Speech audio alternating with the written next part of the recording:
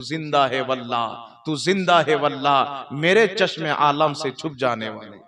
আজ থেকে 150 বছর পূর্বে গায়র মুকাল্লিদ আলিমরা যখন প্রচার করছিল নবীকে পিঠ পিছনের খবর নাই, আলা হযরত বলেছিলেন সরে আরশ पर है तेरी नजर, दिले सरे अर्श पर है तेरी गुजर, दिले फर्श पर है तेरी नजर, मलकूत व मुल्क में कोई शय नहीं है जो तुझ पे आया नहीं।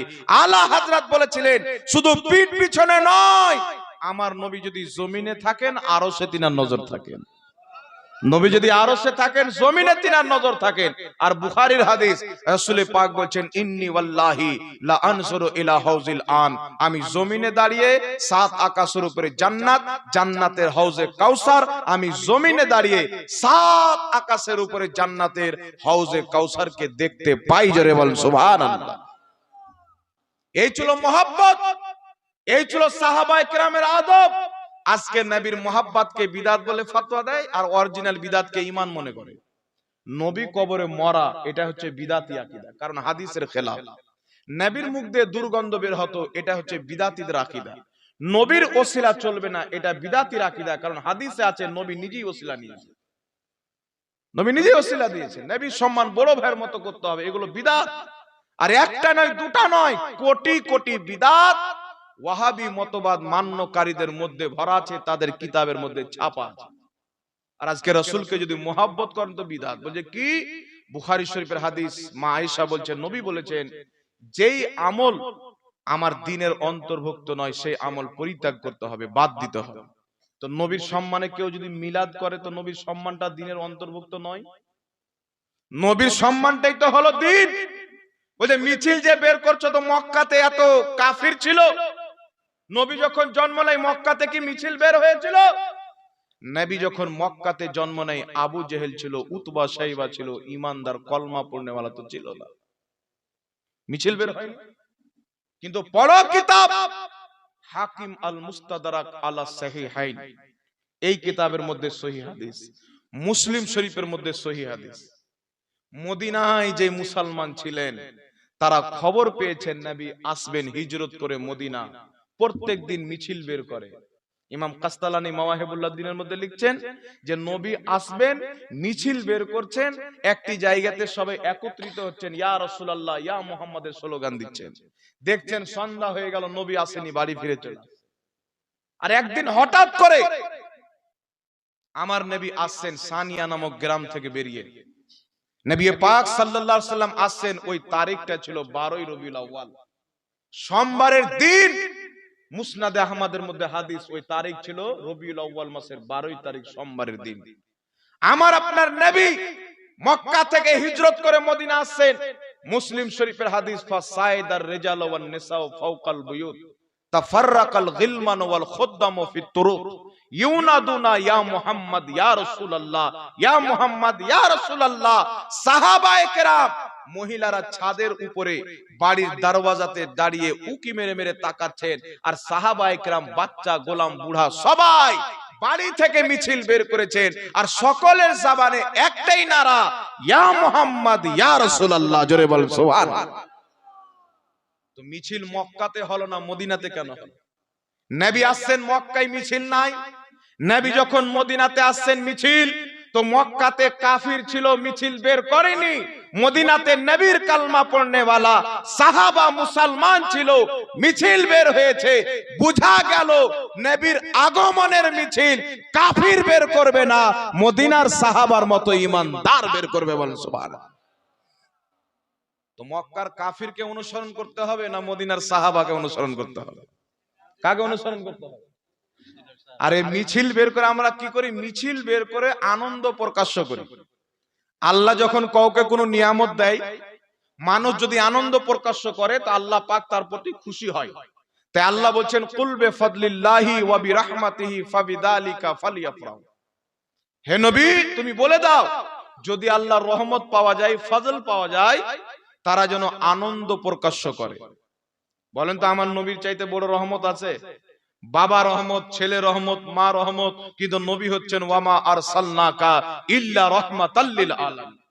বেটা বাপের জন্য রহমত, বাপ বেটার জন্য রহমত, মুস্তাফা কুল কায়নাতের জন্য রহমত, খোদা রহমাতুল লিল আলামিন, রব্বুল আলামিন মুস্তাফা রহমাতুল লিল আলামিন। যেখানে আমার আল্লাহ বলনেওয়ালা পাওয়া যাবে, মুহাম্মদ রাসূলুল্লাহ বলনেওয়ালা পাওয়া যাবে। যেখানে আল্লাহর রুবুবিয়ত পাওয়া যাবে, সেখানে আমার নবীর নবুয়ত ও রিসালাত পাওয়া যাবে। তাহলে আল্লাহর নবী যেই দিন এসেছেন, আনন্দ হওয়া যাবে কি যাবে না? একটু জোরে বলেন, যাবে কি যাবে না? তাহলে মিছিল সাহাবা বের করেছিলেন, আমরা বের করলে সমস্যা আছে? এই জোরে বলেন, সমস্যা আছে?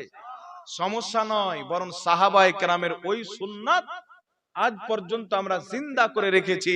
আর যেই ব্যক্তি একটা সুন্নাত জিন্দা করবে, 100 জন শহীদের ফজিলত, মর্যাদা, সওয়াব আল্লাহ তাআলাকে দান করবে।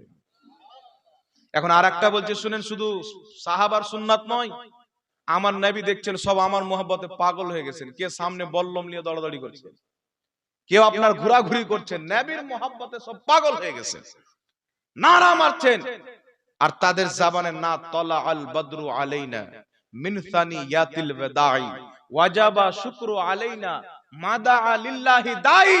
রাসূল পাকের মোহাব্বতে মিছিল বের করে গজল পড়ছেন আর নারা দিচ্ছেন আর মিছিল বের করছেন। আমার আপনার নবী মুচকি মেরে হাসছেন, কারণ এগুলো সব রাসূল পাকের মোহাব্বতে করেছেন। সাহাবাকে বলেন, আপনাকে কি নবী বলেছিলেন যে আমি আসবো তো মিছিল বের করো? সাহাবা বলছেন, শুনো, নবীর মোহাব্বতে মিছিল বের করেছি। কিয়ামতের ময়দানে খোদা যদি বলে মিছিল কেন বের করলে, বলবো তোমার নবীর মোহাব্বতে করেছি। আর রাসূলের মোহাব্বতে করলে আল্লাহ নারাজ হবে না, বেজার হবে না, খুশি হবে? খুশি হবে না? একটা আর আপনাকে শোনাচ্ছি, শুনেন। কুরআনুল কারীমের মধ্যে একটি আয়াত, সূরাতুল বাকারার মধ্যে 2 নম্বর সূরা, আল্লাহ তাবারাক ওয়া তাআলা বলছেন, ফালাম্মা দাখালু আলা ইউসুফা আবা ইলাইহি আবাওয়াইহি ওয়া ক্বালা দখুলু মিসরা ইনশাআল্লাহু আমিন।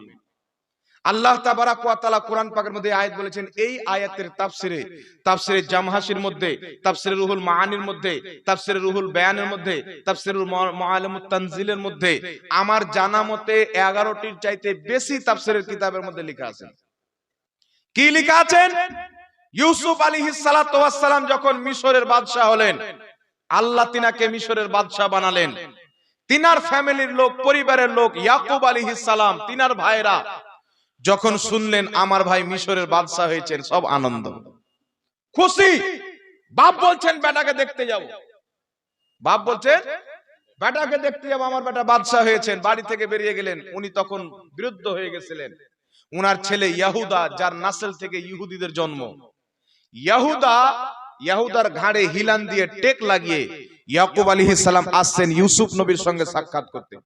রাস্তায় চলতে চলতে মিশরের কাছাকাছি যাবেন, দেখছেন অসংখ্য লোক, হাজারো লোক। সে তাফসিরের কিতাবের মধ্যে লেখা আছে 4000 সৈনিক বড় বড় রেশমি পতাকা নিয়ে সাওয়ারির উপরে সাওয়ার হয়ে মিছিল বের করেছে। তো ইয়াকুব আলাইহিস সালাম দেখে ইয়াহুদাকে বলছেন, বেটা এইগুলো মিছিল কিসের? এগুলো সৈনিক কার? ফিরআউনের নাকি?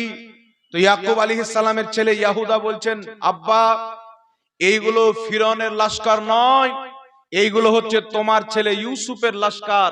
তুমি যে তার সাথে দেখা করতে আসছো, তোমাকে পেয়ে তোমার আসার আগমনের খুশিতে তোমার ছেলে ইউসুফ 4000 সৈনিককে দিয়ে আনন্দের মিছিল বের করেছেন। জোরে বল সুবহানাল্লাহ। ইয়াহুদা এই কথা বলতেন, এই হযরতে জিবরিল আলাইহিস সালাম অবতীর্ণ হলেন। নাজিল হওয়ার পরে বলছেন, ইয়াকুব আলাইহিস সালাম আপনার ছেলে ইউসুফ আলাইহিস সালামের 4000 সৈনিকের মিছিলকে দেখে হতবাক হওয়ার কোনো দরকার নাই। আপনি আকাশের দিকে তাকান, আমি জিবরিল আলাইহিস সালাম আল্লাহর হুকুমে আপনি যে ইউসুফের কাছে আসছেন, এই আসার খুশিতে মহান রব্বুল আলামিনের আদেশে আমি জিবরিল কোটি কোটি রহমতের ফেরেশতা নিয়ে আসমানে মিছিল করতেছি। জোরে বলেন সুবহানাল্লাহ। তাহলে মিছিলকে বাবা আল্লাহও পছন্দ করেন, তাই না? করতে বললেন তো কোন জিনিসের খুশিতে মিছিল বের করা। আর দুনিয়ার সমস্ত খুশি 12ই রবিউল আউয়ালে কুরবান, যেই দিন নবী মুস্তাফা দুনিয়াতে এসেছেন। সুবহানাল্লাহ। কারণ নবী যদি না আসতেন পৃথিবীতে কিছু হতো? কিছু হতো। হাকিম আল মুস্তাদরাকের মধ্যে সহিহ হাদিস, আল্লাহ পাক বলছেন, ঈসা যদি আমি নবীকে তৈরি না করতাম পৃথিবীর কিছু তৈরি করতাম না। ইমাম ইবনে আসাকির নিজের তারিখের মধ্যে মারফু সনদে হাদিস নিয়েছেন। রাসূল পাক বলছেন, জানি জিবরিল, জিবরিল আমিন আমার কাছে আসলেন, কল, তারপরে বললেন, কি বললেন? বলছেন, ইয়া রাসূলুল্লাহ, আল্লাহ পাক বলেছেন, লাউলা কালামা খালাকতুদ দুনিয়া, আল্লাহ যদি আপনাকে সৃষ্টি না করতেন দুনিয়ার কিছুই সৃষ্টি করতো না। জোরে বলেন সুবহানাল্লাহ। এখন কিছু মুনাফিক মৌলবি বেরিয়েছেন, তারা বলতে চায় হাদিসটি জাল। তারা কি বলতে চায়? হাদিসটি জাল। কিন্তু যে হাকিম, ইমাম হাকিম রাহমাতুল্লাহ আলাইহি, হাকিম আল মুস্তাদরাকে হাদিসটি উল্লেখ করে বলছেন, হাযা হাদিসুন সহিহুল ইসনাদ, এই হাদিসের সনদ হলো সহিহ। শারহে বুখারী ইমাম কাস্তালানী মাওয়াহিবুল লাদুনিয়ার মধ্যে বলছেন হাদিসটি সহিহ। ইমাম মালিক রাহমাতুল্লাহ আলাইহি হাদিসটি গ্রহণ করছেন। তিনার বক্তব্য ইমাম ইবনুল হাজ নিজের কিতাব আল মুদখালের মধ্যে উল্লেখ করেছেন, ইমাম মালিক পর্যন্ত হাদিসটি গ্রহণ করেছেন যে নবীকে সৃষ্টি না করলে কুল কায়নাতে কিছুই সৃষ্টি করা হতো না। ইমাম মুল্লা আলী কারি রাহমাতুল্লাহ আলাইহি, যিনি 2.5 লক্ষ হাদিসের হাফিজ ছিলেন, তিনি নিজের কিতাব আসরারুল মারফুয়ার মধ্যে লিখছেন, নবীকে সৃষ্টি না করলে কিছুই সৃষ্টি করা হতো না, ওয়া হুয়া সহিহ, এটাই হচ্ছে সহিহ, সঠিক কথা। ইমাম আজলুনি রাহমাতুল্লাহ আলাইহি নিজের কিতাব কাশফুল খাফার মধ্যে লিখছেন, নবীকে সৃষ্টি না করলে কুল কায়নাত কিছুই সৃষ্টি করা হতো না, ওয়া হুয়া সহিহ, এটাই হচ্ছে সহিহ কথা। তো বুঝা গেল পূর্বের সমস্ত মুহাদ্দিসিনের এটাই আকীদা ছিল যে নবীকে সৃষ্টি না করলে কুল কায়নাতের কিছুই সৃষ্টি করা হতো না। জোরে বল সুবহানাল্লাহ। তাহলে সেই নবীর আগমনে খুশি হতে হবে না বেজার বাবা? আর জোরে বলেন, খুশি হতে হবে কি হবে না? তাহলে এখন যদি আমরা মিছিল বের করি তো নাজায়েজ হবে না জায়েজ হবে? মিছিল বের করে আল্লাহর শুকরিয়া আদায় করা। এখন যারা জলে তাদের জন্য হুকুম কি? তো লামাযহাবীদের কিতাব, তাদের সবচাইতে বড় গুরু নওয়াব সিদ্দিক হাসান খা ভোপালী নিজের কিতাব আশ-শামামাতুল আনবারিয়া পৃষ্ঠা নাম্বার 12 এর মধ্যে লিখতেছেন, যেই ব্যক্তি নবীর আগমনে মিলাদ শুনে খুশি না হবে ওই ব্যক্তি মুসলমান নয়, কাফির। তাদের মৌলবি বলছে কাফির, মুসলমান নয়। তাহলে বুঝা কি গেল, যেই দিন নবী এসেছেন সেই দিন খুশি হওয়া, আনন্দিত হওয়া তাদের জন্য প্রযোজ্য যারা নবীর কলমা পড়ে মুসলমান হয়েছেন। একটু জোরে বলতে হবে সুবহানাল্লাহ। এবার চলে আসেন বিরাদর ইসলাম, মিছিল তো হয়ে গেল, তাহলে মিছিল কি নতুন জিনিস না সাহাবা করেছেন? কোন কিতাবের মধ্যে আছে? মুসলিম শরীফ। কোন কিতাবের মধ্যে? জোরে বলেন। মুসলিম শরীফ। হাকিম আল মুস্তাদরাকের মধ্যে হাদিস, আর বুখারী শরীফের মধ্যে হাদিস। সাহাবা বলছেন, যেই দিন নবী মক্কা থেকে মদিনা এসেছেন সেই দিনের চাইতে বেশি খুশি আনন্দ কোনোদিন হয়নি, কোনোদিন হয়নি। তো নবীর মক্কা থেকে মদিনা আসা সহজ, কিন্তু নবীর দুনিয়াতে আসাটা তার চাইতে আরো বড় নিয়ামত। কারণ নবী যদি দুনিয়াতে না আসতেন তো মক্কা থেকে মদিনা কি করে যেতেন? তো বুঝা গেল মক্কা থেকে মদিনা আসলে ওই দিন যদি সাহাবার জন্য সর্বশ্রেষ্ঠ খুশির দিন হয়ে যায়, তো নবী যেই দিন দুনিয়াতে এসেছেন ওই দিনটা অবশ্যই সর্বশ্রেষ্ঠ আনন্দের দিন। একটু জোরে বলতে হবে সুবহানাল্লাহ। এবার শুনেন বিরাদর ইসলাম, মিলাদুন নবী একটু বলতে লাগলাম তো মিলাদুন নবীটাও বলে দিই, শুনেলেন? মিলাদুন নবী আমরা পালন করি, কিছু লোক বলে যে নবী করেনি, সাহাবী করেনি। তবে একটা কথা মনে রাখবেন, মিলাদুন নবী আমার আপনার নবী নিজেই পালন করেছেন। যারা বলে মিলাদুন নবী নবী পালন করেননি তাদের হাদিস সম্পর্কে জ্ঞান নাই, গবেষণা করার আরো দরকার আছে। আল্লাহর নবী সাল্লাল্লাহু আলাইহি সাল্লাম কি করে মিলাদ পালন করেছেন? দুইটি তরিকাতে আমার নবী মিলাদুন নবী পালন করেছেন, দুটি তরিকা। এক, মুসলিম শরীফের হাদিস, নবী পাক প্রত্যেক সোমবারে রোজা রেখে প্রত্যেক সপ্তাহ নিজের জন্মদিন পালন করতেন রোজা রেখে। নবী রোজা রাখছেন, সাহাবী বললেন, হুজুর আপনি প্রত্যেক সোমবারে রোজা কেন রাখেন? রাসূল বলছেন, ফিহি ওয়ালিদতু, এই দিন আমি জন্মগ্রহণ করেছিলাম, তো আমি রোজা রেখে আমার জন্মদিন পালন করছি, আল্লাহর শুকরিয়া আদায় করছি। দ্বিতীয় হাদিস মুসনাদে বাজ্জারের মধ্যে, মুসান্নাফে আব্দুর রাজ্জাকের মধ্যে, তাহজিবুত তাহজিব কিতাবের মধ্যে, মাজমাউজ জাওয়ায়েদের মধ্যে সহিহ সনদও আছে, হাসান সনদও আছে। আল্লাহর নবী সাল্লাল্লাহু আলাইহি সাল্লাম 40 বছর পর নিজের নবী হওয়ার এলান করেছিলেন। নবী হয়েছিলেন আদমের সৃষ্টির পূর্বে। 40 বছর পর নিজের নবী হওয়ার এলান করলেন। এলান করার পর আমার আপনার নবী সাল্লাল্লাহু আলাইহি ওয়াসাল্লাম সাহাবায়ে কেরামকে জমা করলেন। কোন দিন? নবীর জন্মদিনে। একটি ছাগল জবাই করলেন। ছাগল জবাই করে আমার আপনার নবী সাহাবাকে খাওয়ালেন। ইমাম জালালউদ্দিন সিউতি রাহমাতুল্লাহ আলাইহি হুসনুল মাকসাদ ফি আমালিল মাউলিদ কিতাবের মধ্যে লিখছেন, আল্লাহর নবী 40 বছর পর নিজের নবুয়তকে প্রকাশ্য করলেন। তারপরে আল্লাহর নবী ছাগল জবাই করে নিজের জন্মদিনকে কেন্দ্র করে যে সাহাবাকে খাওয়াচ্ছিলেন, আল্লাহর নবী ছাগল খাইয়ে নিজের মিলাদ পালন করেছেন। জোরে বলতে হবে সুবহানাল্লাহ। তাহলে মিলাদ পালন করা নাজায়েজ নয়, মিলাদ পালন করা সুন্নাত। কেউ রোজা রেখে পালন করতে পারে, এটাও নবীর সুন্নাত। কেউ খাওয়া দাওয়ার ব্যবস্থা করে পালন করতে পারে, এটাও নবীর সুন্নাত। কেউ মিছিল বের করে আল্লাহর শুকরিয়া আদায় করতে পারে, এটাও সাহাবায়ে কেরামের সুন্নাত। এইজন্য ইমাম জালালউদ্দিন সিউতি আল হাবিলিল ফাতাওয়া দ্বিতীয় খণ্ডের মধ্যে লিখছেন যে মানুষজনকে জমা করে নবীর জন্মের দিনে খাওয়া দাওয়ার ব্যবস্থা করা, মাহফিলের ব্যবস্থা করা, ভালো কাজের ব্যবস্থা করা, কোরআন তেলাওয়াত করা, নাত পাঠ করা, এই সমস্ত জিনিস হচ্ছে ভালো কাজ। যারা করবে আল্লাহ তাদেরকে সওয়াব দান করবে। মক্কা শরীফের ফকিহ ইমাম ইবনে হাজার হাইসামি রাহমাতুল্লাহ আলাইহি নিজের কিতাব ফাতাওয়া হাদিসিয়ার মধ্যে লিখছেন, যুগ যুগ থেকে মুসলমান নবীর মিলাদ পালন করে আসছেন। আর মিলাদুন নবী, নবীর জন্মদিনকে কেন্দ্র করে মানুষের জন্য খাওয়া দাওয়ার ব্যবস্থা করা, কোরআন তেলাওয়াত করা, জিক্র আজকার করা, মাহফিলের ব্যবস্থা করা, দান সাদকা করা, এই সমস্ত কাজের মাধ্যমে নবীর জন্মদিন পালন করা শুধু জায়েজ নয়, বরং সওয়াবের কাজ। জোরে বলতে হবে সুবহানাল্লাহ।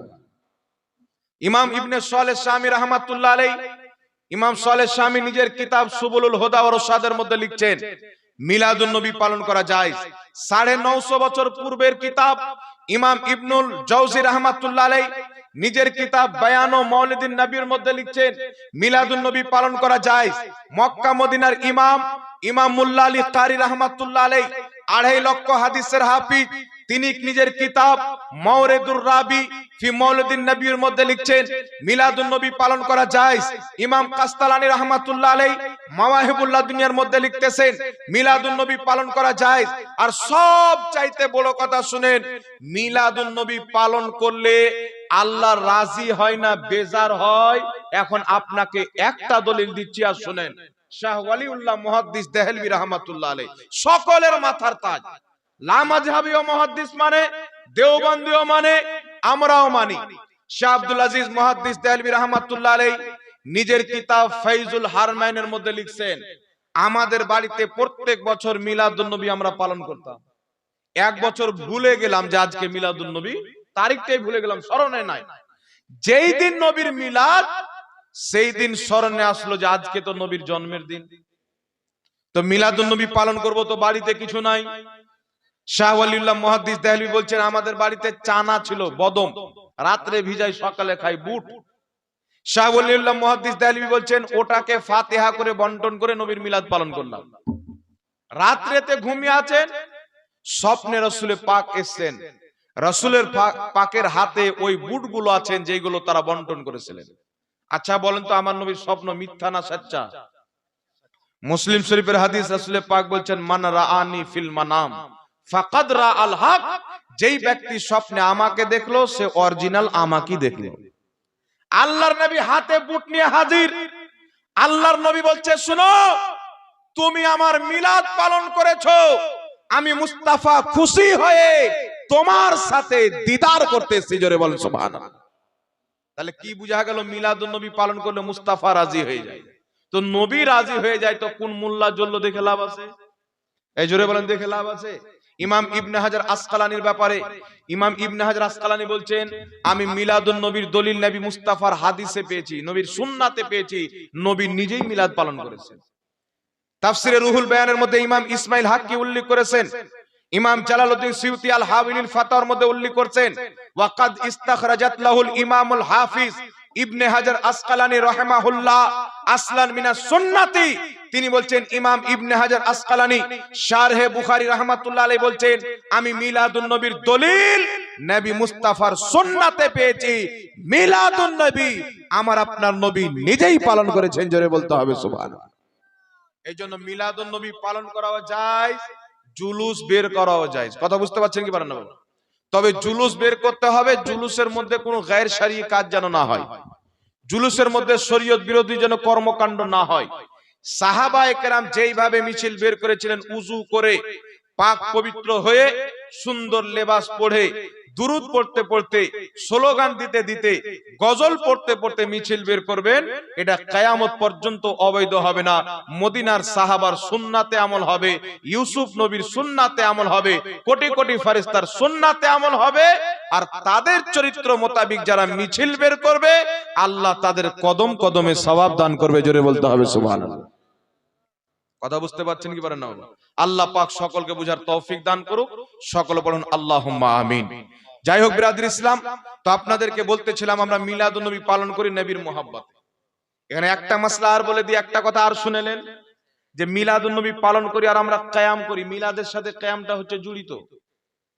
দাঁড়িয়ে ইয়া নবী সালামু আলাইকা পাঠ করি, দেখবেন কিছু মৌলবি বেরিয়েছে, মানুষকে বলে এটা নবীর টুপি, এটা ভারতের মৌলবিদের টুপি, আপনি কোনটা টুপি নেবেন?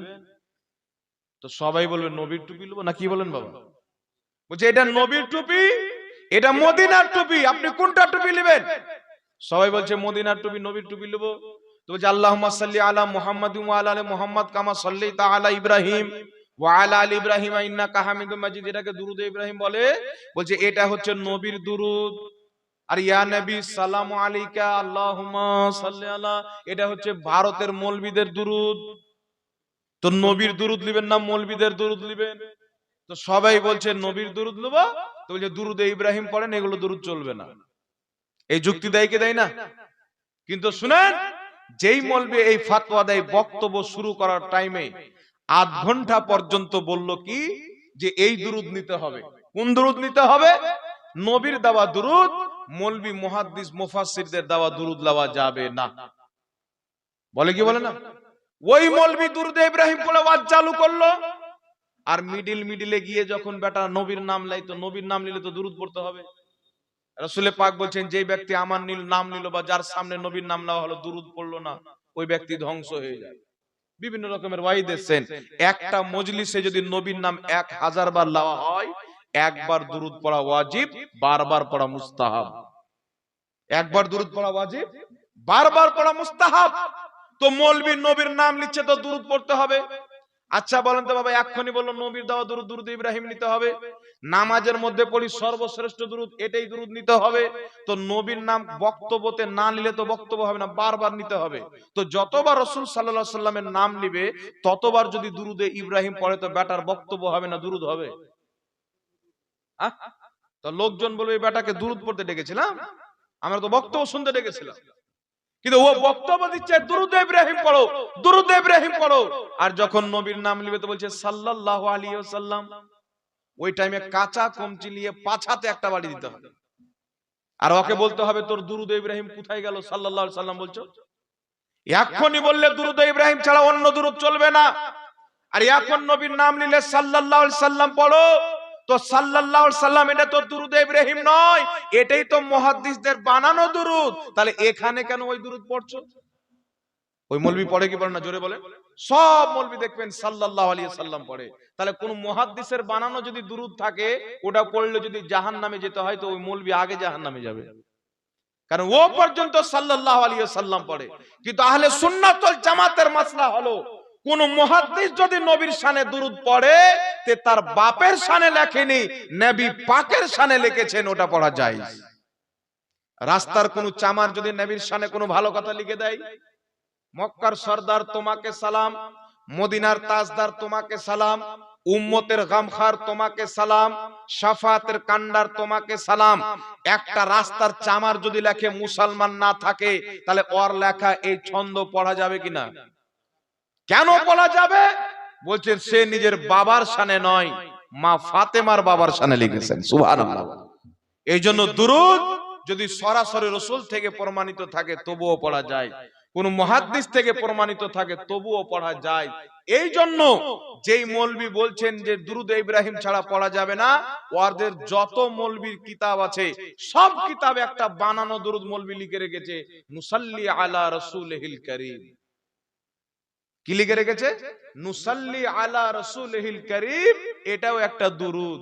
ওদের কিতাবের মধ্যে লিখেছেন। তো আমরা ইয়া নবী সালাম আলাইকা পড়লে যদি জাহান্নামী হয়ে যায়, এদের সমস্ত বাপ দাদা যত মুলবি আছে দাড়ি টুপিওয়ালা সব জাহান্নাম, সব জাহান্নাম চলে যাবে। এই জন্য বিরাদর ইসলাম, কোন মৌলবি যদি বলে এটা দুরূদ পড়ো, এটা দুরূদ পড়িও না, ও মৌলবি নয়, দাড়ি টুপিওয়ালা শয়তান। এটা দুরূদ পড়লে বেশি নাকি, এটা দুরূদ পড়লে কম নাকি, ওকে কোন দুরূদের বেশি নাকি কম নাকি, নেকিটা ও দিবে? নেকিটা কি ওর বাবা দিবে? আরে নবীর দুরূদ কোনটা ছোট নয়, কোনটাও বড় নয়, সবটাই বড়। কথা বুঝতে পারছেন? সবটাই লাজবাব। যে কোন দুরূদ মুসলমান পড়বে আল্লাহ তাকে সওয়াব দান করবে। জোরে বলেন সুবহানাল্লাহ। কত রকমের দুরূদ পড়া হয়? নামাজে পড়ছি দুরূদে ইব্রাহিম, আবার কোন জায়গাতে বলছি আসসালাতু ওয়াসসালামু আলাইকা ইয়া রাসূলুল্লাহ। হাজী সাহেবরা হজ করতে গিয়ে নবী রওজাতে পড়ে আসসালাতু ওয়াসসালামু আলাইকা ইয়া রাসূলুল্লাহ। আবার কোথাও পড়া হয় নবী আলাইহিস সালাম, আবার কোথাও পড়া হয় নুসাল্লি আলা রাসূলিল কারীম, আবার কোথায় পড়া হয় সাল্লাল্লাহু আলাইহি ওয়াসাল্লাম। এ কত রকম দুরূদ পড়া হয়, তারাও পড়ে আমরাও পড়ি, কিন্তু আমাদের বেলা ব্যারাম আর ওদের বেলা আরাম। একে বলে মুনাফিক, ওর বক্তব্য হচ্ছে আমার বেটা যদি রোজাতে কিছু ভুলে খেয়ে নেয়, আমার বেটার রোজা ভাঙবে না, সুন্নিরা খেলে ভেঙে যাবে। তো শরীয়তটা ওর বাপের ঘরের নাকি বলেন? আল্লাহ হেদায়েত দান করুক, সকলে বলেন আল্লাহুম্মা আমিন। একটু লক্ষ্য করেন, জায়েজকে নাজায়েজ বলা এটা হচ্ছে ওদের কর্তব্য, হালালকে হারাম বলা এটা হচ্ছে তাদের কর্তব্য। এখন ইয়া নবী বলছে, ইয়া নবী বললে নবীকে অপমান করা। বাংলাদেশে একটা মৌলবি আছে দেখবেন, কাজ্জাব বিন ইহুদি সাহেব, যে বলেছে নবীর মুখ দিয়ে দুর্গন্ধ বের হতো, নাউজুবিল্লাহ বলেন। কথাটা বলতে বাবা রূহ পর্যন্ত কাঁপে, কিন্তু মানুষকে না বললে বুঝবে না। जुदा कर दे पिदर मादर बिरादर मालो जान सब कुछ नबी पर फिदा कर दे।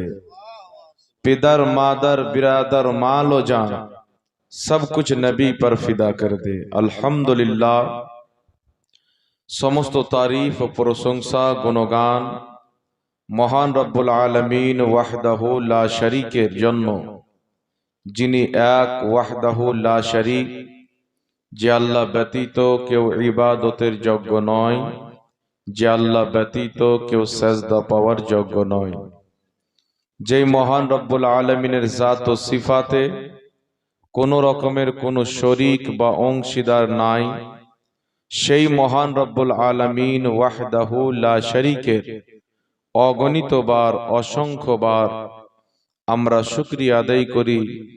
সকলে পাঠ করুন আলহামদুলিল্লাহ।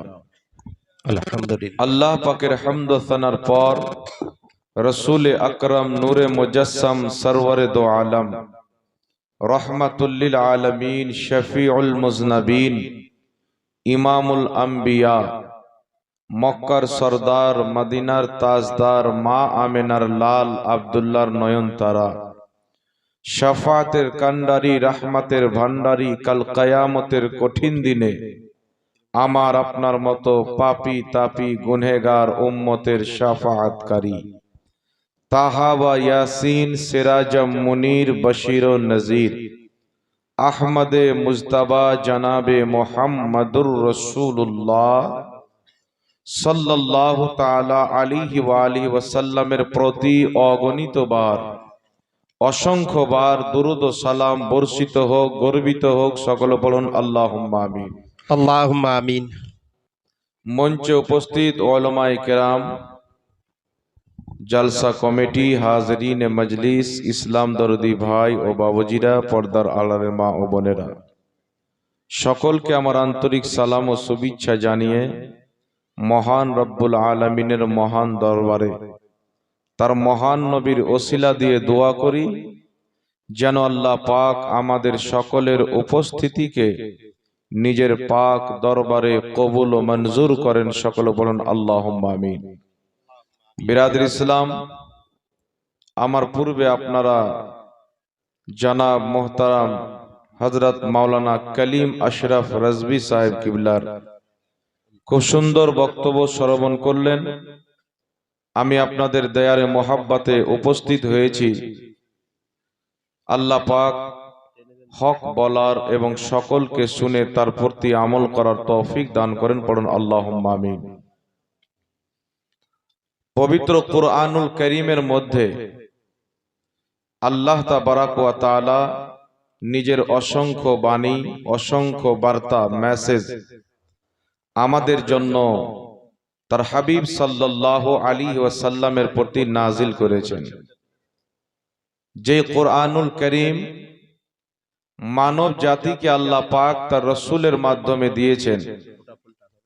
কারণ যদি কোরআনুল করিমকে আল্লাহ তাবারাক ওয়া তাআলা কোন পাহাড়ের প্রতি অবতীর্ণ করতেন, পাহাড় ধুলা ধুলা হয়ে যেত।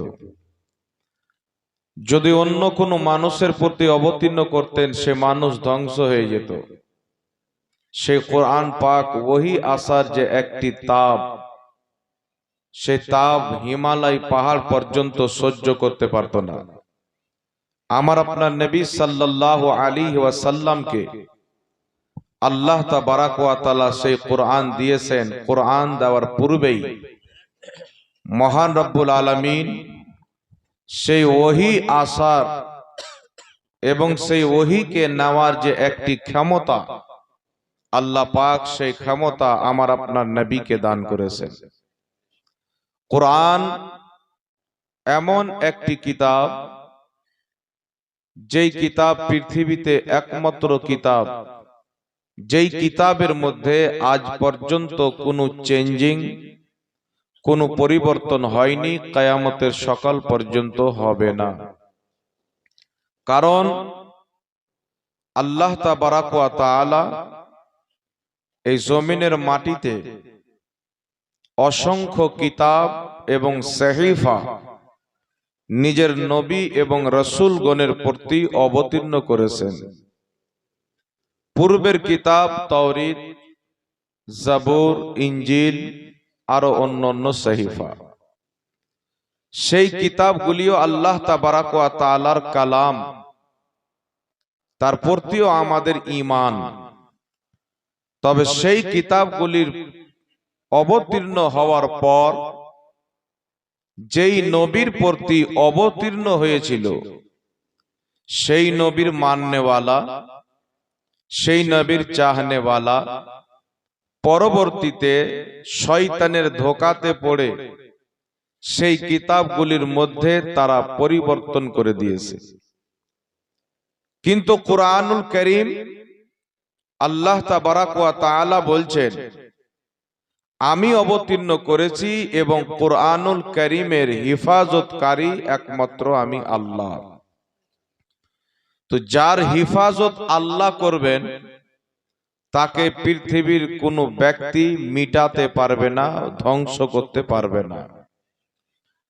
সেই কোরআনুল করিম, পৃথিবীর অসংখ্য কিতাব আছেন যার মধ্যে সন্দেহ থাকতে পারে, ভুল ত্রুটি থাকতে পারে, কিন্তু কোরআনুল করিমের মধ্যে সন্দেহর জায়গাই নাই। বলেন আলহামদুলিল্লাহ। আর মুসলিম তো মুসলিম, অমুসলিম পর্যন্ত কোরআনুল করিমকে পড়ে তারা লাভবান হয়েছে।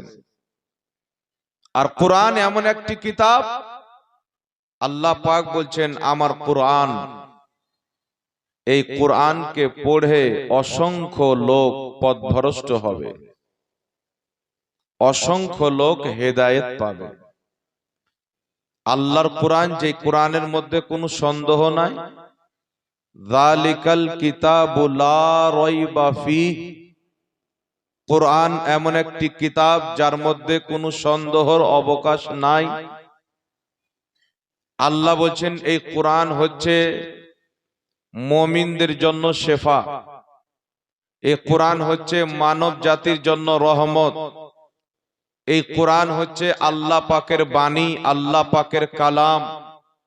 তো আল্লাহ পাকের বাণী যদি পড়া যায় তো মানুষ হেদায়েত পাওয়ারই কথা, কিন্তু গুমরা কেন হবে? আর এটা কোনো মৌলবি মাওলানার কথা নয়, আল্লাহ নিজেই বলছেন এই কোরআন পড়ে অসংখ্য লোক পথভ্রষ্ট হবে, অসংখ্য লোক গুমরা হবে। কোরআন পড়নে वाला, কোরআন বুঝানে वाला, কোরআনের নামের মাদ্রাসা চালানে वाला, মাদ্রাসায় কোরআন পড়ানে वाला, বুঝা গেল প্রত্যেকই হেদায়েত প্রাপ্ত হবে না, এর মধ্যে অনেকেই পথভ্রষ্ট হবে। কারণ আল্লাহ নিজেই বলছেন কোরআন পড়ে পথভ্রষ্ট হবে, আবার কোরআন পড়ে হেদায়েত পাবে। তো কোরআন এমন একটি সুন্দর কিতাব, যেই কিতাবে সন্দেহ নাই আল্লাহর কালাম, বান্দার নয়। কোন বান্দার বক্তব্য শুনে, কালাম শুনে মানুষ বিভ্রান্তি হতে পারে, হেদায়েতও পেতে পারে, কিন্তু আল্লাহর কোরআন পড়ে হেদায়েতও পাবে, পথভ্রষ্ট হবে, কারণ বুঝতে পারা যাচ্ছে না। তো আল্লাহ তাবারাক ওয়া তাআলা কোরআনকে পড়ে পথভ্রষ্ট এই জন্য হবে যারা কোরআনুল কারীম আল্লাহর হাবিব সাল্লাল্লাহু আলাইহি ওয়াসাল্লামের আদব, তাজিম, মহব্বত, সম্মান পিঠ পিছনে ফেলে দিয়ে কোরআনুল কারীম নিজের স্বার্থের জন্য পাঠ করবে, নিজের ধর্মের ব্যবসার জন্য পাঠ করবে, নিজের পক্ষের আকীদাগুলি প্রমাণ করার জন্য পাঠ করবে, জোর জবরদস্তি, তারা হবে পথভ্রষ্ট। আর যারা পবিত্র কোরআনুল কারীম, রাসূলুল্লাহ সাল্লাল্লাহু আলাইহি ওয়াসাল্লামের মহব্বত, তাজিম, আদবকে অন্তরে বসিয়ে আল্লাহর কোরআন পাঠ করবে, আল্লাহ তাবারাক ওয়া তাআলা তাদেরকে হেদায়েত দান করবে, বলেন সুবহানাল্লাহ। তো বিরাদরি ইসলাম, কোরআন পাককে পাঠ করে যারা তাফসীর বিরাই করবে, নিজের মন গড়া তাফসীর করবে, মন গড়া ব্যাখ্যা করবে, তারা হবে পথভ্রষ্ট। আর যারা কোরআনুল কারীমকে পাঠ করে মুফাসসিরিনে কেরাম, উম্মতের আকাবির আজিল্লা উলামায়ে কেরাম যেই তাফসীর পৃথিবীর মানুষকে লিখে দিয়ে গেছেন, যারা সেই তাফসীরকে নিয়ে কোরআন পাক বুঝবে এবং পাঠ করবে, আল্লাহ তাবারাক ওয়া তাআলা তাদেরকে হেদায়েত দান করবে, জোরে বলেন সুবহানাল্লাহ। মানে কোরআনকে এমন ভাবে বুঝতে হবে যেমন ভাবে পূর্বের আইমায়ে কেরাম, ইমাম, মুহাদ্দিস, ফুকাহায়ে কেরাম বুঝেছেন। আর যদি 1450 বছরের মুফাসসিরিনকে বাদ দিয়ে, ফুকাহায়ে কেরামকে বাদ দিয়ে, মুফাসসিরিনের তাফসীরকে বাদ দিয়ে 1450 বছর পরের মৌলবি নিজের মন গড়া তাফসীর করে, তাহলে পথভ্রষ্ট হবে, হেদায়েত পাবে না। কারণ পূর্বের মুফাসসির যেইভাবে কোরআন বুঝতেন, পৃথিবীতে সেইভাবে কোরআন কেউ বুঝতে পারে না। পূর্বের মুফাসসিরিনের কিভাবে তাফসীর করেছেন, কোন আয়াতের কোন ব্যাখ্যা করেছেন, সেটা জেনে যদি পড়া যায় তাহলে আপনি হেদায়েত পাবেন। আর সব যদি বাদ দিয়ে পড়েন, নিজের মন গড়া তাফসীর করেন, যাকে তাফসীর বির রায় বলা হয়, তাহলে আপনি পথভ্রষ্ট হবেন। কারণ বর্তমানে কিছু মৌলবি দেখতে পাওয়া যায়, এরা আবার বলছেন বর্তমানে কোরআন পাকের নতুন করে তাফসীর করতে হবে, কারণ জামানা চেঞ্জ হয়েছে, তো কোরআনের তাফসীরও চেঞ্জ হবে। বাংলাদেশের মৌলবি তো, এটা তো আপনার আব্বার কিতাব নয় যে যুগ যুগ চেঞ্জ হয়ে গেল তো কিতাবটাকেও চেঞ্জ করে দিব। আল্লাহ তাবারাক ওয়া তাআলার কোরআন, যুগ যদি চেঞ্জ হয়ে যায়, মানুষ যদি চেঞ্জ হয়ে যায়, তাহলে মানুষকে চেঞ্জ করে আল্লাহর কোরআনের দিকে আনতে হবে। মানুষের চরিত্রকে দেখে, যুগের চরিত্রকে দেখে আল্লাহর কোরআন চেঞ্জ করা যাবে না, জোরে বলেন সুবহানাল্লাহ। এই জন্য বিরাদরি ইসলাম, কোরআনকে কেউ পরিবর্তন করতে পারে না। কোরআনের একটা অক্ষর জাবারকে জের, জেরকে জাবার করতে পারে না। তার জন্য কোরআনের ব্যাপারে সকলের মুখে তালা যে হ্যাঁ কোরআন হচ্ছে সত্য কিতাব। কিন্তু এই কোরআন পাকের অনুবাদ করতে গিয়ে অসংখ্য মৌলবি খায়ানত করে রেখেছেন। আজ মার্কেটে, আজ দোকানে, আজ গুগলে, আজ প্লে স্টোরের মধ্যে অসংখ্য কোরআন পাকের বাংলা অনুবাদ পাওয়া যায়, ইংরেজিতে অনুবাদ পাওয়া যায়, হিন্দিতে অনুবাদ পাওয়া যায়। যেই অনুবাদ যদি একজন মুমিন বিশ্বাস করে, তার ঈমান পর্যন্ত ধ্বংস হয়ে যাবে। কারণ কোরআনের মধ্যে কোনো ভুল নয়, কিন্তু কোরআনের অনুবাদ করতে গিয়ে এত খায়ানত করা হয়েছে, এত ভুল অনুবাদ করা হয়েছে যে একজন মুসলমান যদি সেটাকে বিশ্বাস করে, তার ঈমান বাঁচবে না। কারণ তারা কোরআন পাকের অনুবাদ করতে গিয়ে নিজের মন গড়া অনুবাদ করেছে। তাফসীর মন গড়া করেছে, নিজের নলেজে যেই কথাটা এসেছে কোরআন পাকের জাহিরি অর্থ যেটা সে বুঝেছে কোরআন পাকের অনুবাদ করতে গিয়ে সেটাই লিখে দিয়েছেন। কিন্তু বিরাদর ইসলাম, সারা পৃথিবীর মাটিতে কুরআনুল কারীমের এমন একটি অনুবাদ রয়েছেন, এমন একটি তাফসীর রয়েছেন, যেই অনুবাদকে যদি একদিকে রাখা হয় 1450 বছরের মুফাসসিরদের তাফসীরকে যদি এক পাল্লাতে রাখা হয় 1450 বছরের মুফাসসিরিন হযরতের সমস্ত তাফসীরের সারমর্ম হচ্ছে কুরআনুল কারীমের একটি অনুবাদ, যেই অনুবাদের নাম হচ্ছে কানজুল ঈমান। জোরে বল সুবহানাল্লাহ। সুবহানাল্লাহ, সুবহানাল্লাহ, আল্লাহু আকবার, ইয়া রাসূলুল্লাহ, জিন্দাবাদ, জিন্দাবাদ।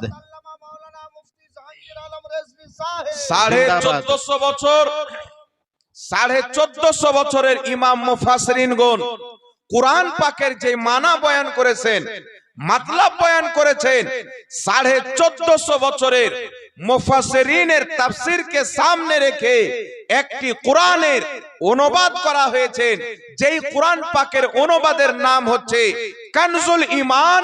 যেই কানজুল ঈমান লিখার পর মিশরের মাটিতে জামে আজহার পৃথিবীর সর্বশ্রেষ্ঠ মাদ্রাসায় যখন পেশ করা হলো, জামে আজহারের শিক্ষকগণ, আসাতাজায়ে কেরামগণ, টিচারগণ বলেছিলেন, যদি পবিত্র কোরআন আরবি ভাষাতে না অবতীর্ণ হয়ে উর্দু ভাষাতে অবতীর্ণ হতো তাহলে ওই কোরআন কানজুল ঈমান হতো। জোরে বলেন সুবহানাল্লাহ। বেশক এমন একটি গ্রহণযোগ্য কিতাব। আমি আপনাকে মাত্র দুটি উদাহরণ দিয়ে দিচ্ছি, তারপরে যে কোরআন পাকের আয়াত পড়েছি সেই বিষয়ে আলোচনা করব। পবিত্র কোরআনুল কারীম সূরাতুল ফাতহার প্রথম আয়াত পাঠ করবেন, প্রথম দ্বিতীয় আয়াত। আল্লাহ তাবারাক ওয়া তাআলা বলছেন, মেহবুব, আমি তোমার জন্য তোমার পূর্বের লোকের পরের লোকের গুনাহকে মাফ করলাম। আর এই একই আয়াতের অনুবাদ অসংখ্য মৌলবি করেছেন, মেহবুব, তোমার আগের গুনাহ তোমার পরের গুনাহ মাফ করলাম। একদিকের লোক তরজমা করছেন বেশিরভাগ মৌলবি, নবী তোমার আগের গুনাহ পরের গুনাহ মাফ করলাম। আর কানজুল ঈমান একটি কিতাব, যেই কিতাবের মিল 1450 বছরের মুফাসসিরদের সাথে মিলে তিনি তরজমা করছেন কানজুল ঈমান, হে নবী, তোমার ওসিলাতে, তোমার খাতিরে, তোমার জন্য তোমার পূর্বের লোকের গুনাহ মাফ করলাম, তোমার পরের লোকের গুনাহ মাফ করলাম। আর একদিকে বলছেন, নবী, তোমার পূর্বের গুনাহ মাফ করলাম, তোমার পরের গুনাহ মাফ করলাম। একদিকে নবীর গুনাহ, আর একদিকে নবীর ওসিলায় নবীর উম্মতের গুনাহ। তো নবী পাক সাল্লাল্লাহু আলাইহি সাল্লাম থেকে নিয়ে যত পূর্বে নবী এসেছেন সমস্ত নবীর ব্যাপারে ইসলামের আকীদা হলো আল আম্বিয়াউ মাসুমুন, প্রত্যেক নবী হচ্ছে মাসুম। নবীগণ বেগুনাহ, তাদের দ্বারা গুনাহ সম্ভব নয়। নবীগণকে কেউ যদি গুনাহগার মনে করে ওই ব্যক্তি মুসলমান থাকে না। নবীগণ মাসুম, তাদেরকে বেগুনাহ মনে করা এটাই হচ্ছে ঈমান। জোরে বলেন সুবহানাল্লাহ। কিন্তু বিরাদর ইসলাম, আহলে সুন্নাত ওয়াল জামাতের তরজমা কানজুল ঈমান, এই কানজুল ঈমান বাদ দিয়ে যত রকমের ফিরকা আছেন, হাত ঝাড়নে ওয়ালা হোক, পাও ঝাড়নে ওয়ালা হোক, যত মৌলবি চাচানে ওয়ালা হোক, তাদের অনুবাদকে পড়েন, তারা অনুবাদ করছেন নবীর পূর্বের গুনাহ পরের গুনাহ, মানে তাদের নিকটে আমার নবী আগেও গুনাহ করেছেন, আমার নবী পরেও গুনাহ করেছেন। আর আহলে সুন্নাত ওয়াল জামাতের ইমাম বরেলির সরতাজ ইমামে আহলে সুন্নাত আলা হযরত বলছেন, এই বদবখত 72 জাহান্নামী ফিরকা, ওটা আমার নবীর গুনাহ নয়, আমার নবীর ওসিলাতে পূর্বে আদমের গুনাহ ক্ষমা হয়েছে, আমার নবীর ওসিলাতে কিয়ামত পর্যন্ত উম্মতের গুনাহ ক্ষমা হবে। জোরে বলেন সুবহানাল্লাহ। এই জন্য বিরাদর ইসলাম, আজকাল মানুষ মনে করে মৌলবি বলি কথা, বক্তব্য আছে শুনেলি, কিতাব বলি কথা পড়েনি। আপনার ইমানকে ধ্বংস করার জন্য হাজারো বাংলাতে কিতাব লেখা হয়েছে। আপনার আকীদা খারাপ করার জন্য হাজারো কোরআন পাকের অনুবাদ করা হয়েছে। আপনি চাইবেন না আপনার বাড়ি পৌঁছে দেওয়া হবে, আপনি পয়সা দিতে পারবেন না, ফ্রিতে আপনাকে কিতাব দেওয়া হবে, কিন্তু ফ্রিতে কিতাব নিয়ে পড়বেন, আপনার ঈমান বাঁচবে না। একমাত্র পৃথিবীর মাটিতে আপনাকে দেখতে হবে আমি যেই কোরআনের তরজমা পড়তে যাচ্ছি, আমি যেই কোরআন পাকের অনুবাদ পড়তে যাচ্ছি, সেই অনুবাদ লিখনেওয়ালা কে, তার আকীদা কি। সে যদি রাসূলে পাককে নিজের মতন মানুষ মনে করে, তার লেখা অনুবাদ পড়া যাবে না। সেই যদি রাসূল পাকের ইলমে গায়বকে অস্বীকার করে, তার লেখা তরজমা অনুবাদ পড়া যাবে না। সে যদি নবীর শাফাতকে অস্বীকার করে, তার অনুবাদ পড়া হারাম। সে যদি নবীকে গুনহেগার মনে করে, তার অনুবাদ পড়া হারাম। সে যদি নবীর নুরানিয়তকে অস্বীকার করে, তার অনুবাদ পড়া হারাম। আপনাকে দেখতে হবে নবীকে ভাই বলনেওয়ালা কুরআন পাকের অনুবাদ করেছে, না নবীকে আকা বলনেওয়ালা কুরআন পাকের অনুবাদ করেছেন। নবীকে ভাই বলনেওয়ালা যদি কুরআন পাকের অনুবাদ করে, তার অনুবাদ পড়লে মানুষ পথভ্রষ্ট হবে। আর নবীকে আকা বলনেওয়ালা ইমাম আহমদ রাজার অনুবাদ যদি পড়েন, আপনার ঈমান মজবুত হবে। জোরে বলেন সুবহানাল্লাহ। সুবহানাল্লাহ। এই জন্য বিরাদর ইসলাম, আমরা যদি কোনো কিতাব কিনি, দেখতে হবে লিখনেওয়ালাকে, চেক করতে হবে কোন আকীদার লোক। কারণ ইসলামের মূল ভিত হচ্ছে আকীদার উপরে। আমার নবী বলছেন, মিশকাত শরীফ কিতাবুল ঈমানের হাদিস, আল্লাহর হাবিব বলছেন, বুনিয়াল ইসলাম আলা খামসিন। ইসলামের ভিত হচ্ছে 5টি জিনিসের উপরে। কটি জিনিস একটু জোরে বলেন? ইসলামের ভিত হচ্ছে 5টি জিনিসের উপরে। রাসূলে পাক বলছেন, শাহাদাতান, প্রথম সাক্ষী দেওয়া এই কথার, আশহাদু আল্লাহ ইলাহা ইল্লাল্লাহ ওয়া আশহাদু আন্না মুহাম্মাদার রাসূলুল্লাহ। এক, আল্লাহকে এক মানা, আল্লাহ ছাড়া কেউ ইবাদতের যোগ্য নয়, এটা বিশ্বাস করা। মুহাম্মদ সাল্লাল্লাহু আলাইহি সাল্লামকে আল্লাহর রাসূল এবং আল্লাহর বান্দা মানার নাম হচ্ছে ঈমান। জোরে বলতে হবে সুবহানাল্লাহ। একটা ভিট হলো। তারপর রাসূলে পাক বলছেন, ইকামিস সালাত, ইতাই যাকাত, ওয়াল হজ্জ ওয়াস সাওমে রমজান। নামাজ পড়া, রোজা রাখা, হজ করা, যাকাত দেওয়া। যদি আপনার আল্লাহর ব্যাপারে আকীদা ঠিক হয়ে যায়, রাসূলের ব্যাপারে আকীদা ঠিক হয়ে যায়, আপনি হলেন মুসলমান। আর যদি মুসলমান হন, তাহলে নামাজ, রোজা, হজ, যাকাত আপনার জন্য ফরজ। আর যদি মুসলমানই না থাকে, তার জন্য ফরজ নয়। আর মুসলমান হওয়ার জন্য জরুরিয়াতে দ্বীনের প্রত্যেকটা জরুরি বিষয়কে বিশ্বাস করে নেওয়ার নাম হচ্ছে ইসলাম। কোন ব্যক্তি যদি বলে আমি আল্লাহকে এক মানি, রাসূলকে আল্লাহর নবী মানি, প্রত্যেক ফেরেশতাকে মানি, সাহাবাকে মানি, সব মানি, কিন্তু কিয়ামত হবে এটা আমি মানি না, মুসলমান থাকবে? কেন থাকবে না? নামাজ তো 5 ওয়াক্তের পড়ে, রোজা তো 5 ওয়াক্তের রাখে, সব মুসলমান। একটাই জিনিস অস্বীকার করলো, কিয়ামত আসবে কিনা মানি না, তার কারণে ওই ব্যক্তি ইসলাম থেকে বেরিয়ে কাফির হয়ে গেল। যতই নামাজ পড়ুক মুসলমান থাকবে না, যতই রোজা রাখুক মুসলমান থাকবে না। পূর্বে যদি আপনি দেখেন, আল্লাহ তাবারাক ওয়া তাআলা কুরআন পাকে উল্লেখ করেছেন, ইবলিসকে যখন বলা হলো আদমকে সাজদা করো, সম্মান করো, ইবলিস করলো না। নামাজ ছিল কি ছিল না ইবলিসের? জোরে বলেন। 6 কোটি বছর নামাজ পড়নেওয়ালা, 6 কোটি বছর রোজা রাখনেওয়ালা, 6 কোটি বছর ইবাদত করনেওয়ালা, তসবিহ তাহলিল করনেওয়ালা, ফেরেশতার ইমামতি করনেওয়ালা, আরশে আযমের তাওয়াফ করনেওয়ালা, ইবলিস কোটি কোটি বছর আল্লাহকে সাজদা করেছিল। আল্লাহ বলেন আদমের সামনে ঝুঁকে আদমের সম্মান করো, আদমের সম্মান করলো না। আল্লাহ পাক বলছেন, তুমি মুসলমান ইমানদার থাকলে না, তুমি কাফির হয়ে গেলে। আল্লাহ তাকে কাফির কেন বানালেন? যদি নামাজের নাম মুসলমান হতো, ঈমান হতো, তাহলে সবচাইতে বড় ঈমানদার ইবলিস হতো। সাজদা করলে যদি মুসলমান হওয়া যায়, ইবলিস কেন মুসলমান নয়?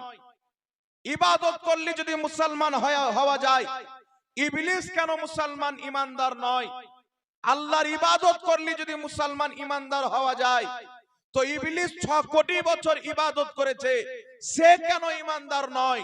তো আল্লাহ তাবারাক ওয়া তাআলা তাকে কাফির বানিয়ে, মুরতাদ বানিয়ে একটাই বার্তা দিয়েছেন, হে পৃথিবীর মানুষ, ইবাদত করতে হবে, নামাজ ফরজ পড়তে হবে, রোজা ফরজ রাখতে হবে, হজ ফরজ করতে হবে, যাকাত ফরজ দিতে হবে, কিন্তু মনে রাখিও, যদি তোমার ঈমান থাকে, নামাজ তোমার জন্য, ঈমান থাকে, রোজা তোমার জন্য, ঈমান থাকে, হজ তোমার জন্য, ঈমান থাকে, যাকাত তোমার জন্য, তোমার অন্তরে যদি আমি আল্লাহর নবীগণের মহব্বত থাকে, তোমার নামাজ কবুল হবে।